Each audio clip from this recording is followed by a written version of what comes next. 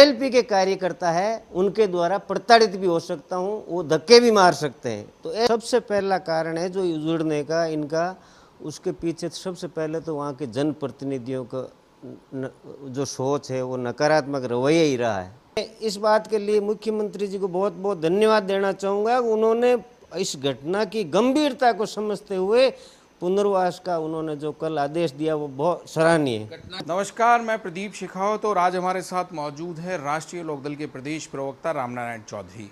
चौधरी जी किसी पहचान के मोहताज नहीं हैं। प्रदेश भर में जो इनके काम हैं वो हर आदमी को पता है और किस तरीके की सेवा ये समाज की करते हैं, लोगों की करते हैं, वो जग जाहिर है। आज हमारे साथ जिस बात को लेकर ये मौजूद हैं कि प्रदेश में एक मुद्दा छाया हुआ है नागौर की, ताऊसर की वो बंजारों की ढाणी, जहाँ उस परिवार को प्रशासन की ओर से उजाड़ दिया गया था और उसके बाद में जो वो माहौल है, उस माहौल के पीछे का क्या कारण है और वर्तमान में क्या रामनारायण जी वहाँ की स्थिति है?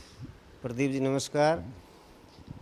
जो नागौर के अंदर, नागौर के सटा हुआ गांव है ताऊसर, वहाँ पर कुछ बंजारों की ढाणियाँ थी जो गोचर भूमि में थी और सुप्रीम हाईकोर्ट के आदेश के अनुसार ये जो कार्रवाई हुई है, इस कार्रवाई के पीछे सबसे पहला कारण है जो जुड़ने का इनका, उसके पीछे सबसे पहले तो वहाँ के जनप्रतिनिधियों का जो सोच है वो नकारात्मक रवैया ही रहा है। अगर हाईकोर्ट ने जो फैसला दे दिया तो हाईकोर्ट के फैसले का प्रशासन तो पालन करेगा, उनको तो नौकरी करनी है। अगर वो नहीं भी हटाते तो नौकरी से जाएंगे। उससे पहले जनप्रतिनिधियों को टेबल पर बैठ करके बात करनी थी। जैसे आपके यहाँ अमानिसा नाला जयपुर के अंदर बस्ती को उजाड़ा जा रहा था, इस नाले को बनाने के लिए, मतलब उन अतिक्रमणकारियों को हटाने के लिए, तब यहाँ के जनप्रतिनिधियों ने जाकर के सरकार से वार्ता की और वार्ता करके और फिर वो जो है उनको 50-50 वर्ग गज जमीन दी गई और उसको उनका पुनर्वास हुआ था। तो इसी प्रकार से नागौर में भी अगर वहाँ के जनप्रतिनिधि सक्रिय होते और सरकार के साथ बैठ करके आज जो मुख्यमंत्री ने घोषणा की पुनर्वास की, ये घोषणा मुख्यमंत्री से मिलते तो इस घटना से पहले भी हो सकते। लेकिन रामनारायण जी, जनप्रतिनिधि वहाँ मौके पे भी पहुंचे थे जिस समय कार्रवाई हो रही थी, उनके खिलाफ तो मुकदमे दर्ज हो गए। पर वो जनप्रतिनिधि वहाँ पहुंचे थे, उनको तो राजनीति करनी थी, सिर्फ राजनीति कर रहे हैं वो। अगर वो जनप्रतिनिधि सच्चे जनप्रतिनिधि होते तो वहाँ आप 2 दिन पहले ही जाकर के कलेक्टर से ये अवगत करवा सकते थे कि भाई इनका पुनर्वास करो, यहाँ किसी भी तरह प्रकार की अप्रिय घटना नहीं होनी चाहिए।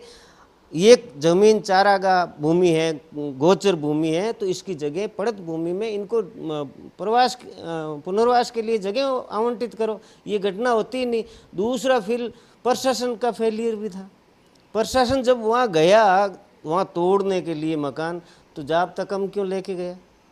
उनके पास में पूरा जाब्ता नहीं था तो आक्रोशित भीड़ उनने उनके ऊपर हमला किया तो वो भाग गए थे। इसी कारण तो ये घटना हुई, नहीं तो होती नहीं। तो प्रशासन के भी फेलियर है। लेकिन मैं इस बात के लिए मुख्यमंत्री जी को बहुत बहुत धन्यवाद देना चाहूँगा। उन्होंने इस घटना की गंभीरता को समझते हुए पुनर्वास का उन्होंने जो कल आदेश दिया वो बहुत सराहनीय है। घटना की गंभीरता से ज़्यादा वहाँ जो महापड़ाव होने वाला था उसकी गंभीरता से बाद ही हुआ आदेश? नहीं, महापड़ाव तो देखो उनका करने का 2-3 कारण है, खाली पुनर्वास ही नहीं है उनका। एक तो वो जो उनके विधायकों के ऊपर जो मुकदमे दर्ज हुए वो भी वापस लेने का दबाव है, तो उनका अलग हो सकता है। लेकिन मैं मुख्यमंत्री की संवेदनशीलता की तारीफ के बगैर नहीं रह सकता। आप भी नागौर से आते हैं, नागौर खीमसर विधानसभा से आते हैं। आप क्या मौके पे गए या केवल यहीं मौजूद हैं? जाने का है कुछ आपका? देखो, जब ये धरना प्रदर्शन कर रहे हैं, जब हम कोई आदमी धरना प्रदर्शन करता है या कोई मौके पर जाता है, तो जब राजनीति जहाँ दिखाई देती है वहाँ जाने में सार नहीं।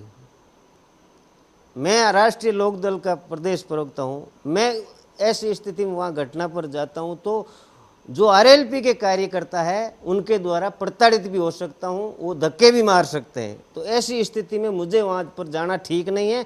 लेकिन मैं बंजारों के साथ हूँ। उनका पुनर्वास की मैंने मांग भी की, मैंने प्रेस नोट भी दिया और अखबार में भी आया। जो मृतक है उसके परिवार को मैंने नौकरी की मांग की, वो संविदा पर भी लगा है। और 15 लाख रुपए भी दिए उन परिवार को, जो मृतक के परिवार को। तो हमारा काम मीडिया के माध्यम से हमारी जो बात पहुंचानी थी वो हमने पहुंचाई और उस पर सरकार ने अमल किया। इसके लिए हम सरकार के आभारी हैं कि हमारी बात उन्होंने सुनी। और इस ज्ञापन जो मैंने प्रेस नोट दिया उसके बाद में मैंने मुख्यमंत्री जी को इस पूरी घटना की जानकारी मेल की है और मैंने मुख्यमंत्री से समय मांगा है कि मेरी बात जो ये घटना घटी है उसकी विस्तार से मैं आपसे बात करूं। इसके लिए मैंने समय मांगा। जब भी मुख्यमंत्री जी मुझे समय देंगे मैं इस पूरी घटना की जानकारी मुख्यमंत्री जी को दूंगा। ये तो एक घटना जो है उसको लेकर आप खुद ही कह रहे हैं कि वहाँ जो है घटना नहीं होती अगर प्रशासन और जनप्रतिनिधि सक्रिय होता। लेकिन क्या पहल राज्य सरकार के किसी नुमाइंदे को भी करनी थी क्या कि वहाँ पहुँचकर उन लोगों की सुनवाई करे?